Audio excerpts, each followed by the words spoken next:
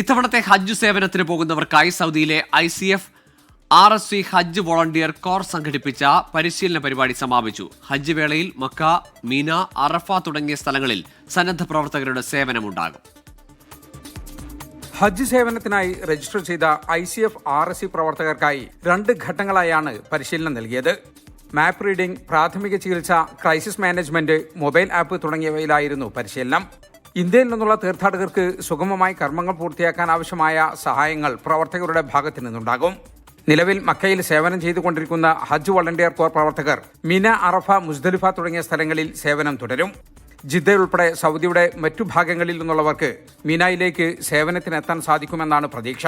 കഴിഞ്ഞ വർഷങ്ങളിൽ പോലെ ഈ വർഷവും മദീനയിൽ ആദ്യ ഹാജി എത്തിയത് മുതൽ മദീന എയർപോർട്ടിലും മദീന ഹറം പരിസരങ്ങളിലും, ജിദ്ദ എയർപോർട്ട്, മക്ക ഹറം പരിസരം, അസീസിയ പരിസരം തുടങ്ങിയ സ്ഥലങ്ങളിലെല്ലാം നമ്മുടെ വളണ്ടിയർമാർ വളരെ സജീവമായി പ്രവർത്തിച്ചുകൊണ്ടിരിക്കുകയാണ്. സൗദിയുടെ എല്ലാ പ്രവിശ്യകളിൽ നിന്നും ടീമിനെ 2 പരിശീലനങ്ങൾ നൽകി മിനയിലേക്ക് എത്തിക്കാനുള്ള എല്ലാവിധ തയ്യാറെടുപ്പുകളും എടുത്തു കഴിഞ്ഞു.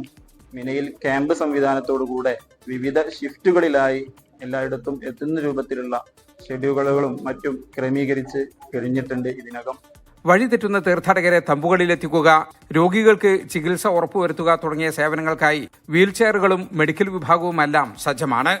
വളണ്ടിയർ സേവനം കൂടുതൽ കാര്യക്ഷമമാക്കുന്നതിനായി ICF RSC ഹജ്ജ് വളണ്ടിയർ കോറിന് കീഴിൽ ലബൈക്ക് ഹജ്ജ് നാവിഗേറ്റർ ആപ്പും തയ്യാറാക്കിയിട്ടുണ്ട്.